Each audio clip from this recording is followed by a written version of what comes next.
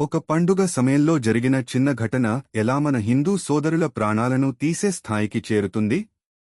ఈ ప్రశ్న మనందరం మనస్ఫూర్తిగా ఆలోచించాల్సిన సమయం వచ్చింది.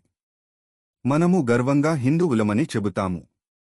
కాని వాస్తవం ఏమిటంటే, మనం చాలాసార్లు కులాల పేరుతో, రాజకీయాల పేరుతో, సెక్యులరిజం పేరుతో పరస్పరం విడిపోయి ఉంటాము. మనము ఇలా విడిపోయి ఉంటే మన బలం తగ్గిపోతుంది. మనము బలహీనంగా ఉన్నప్పుడు ఇలాంటి దుర్ఘటనలు జరుగుతాయి.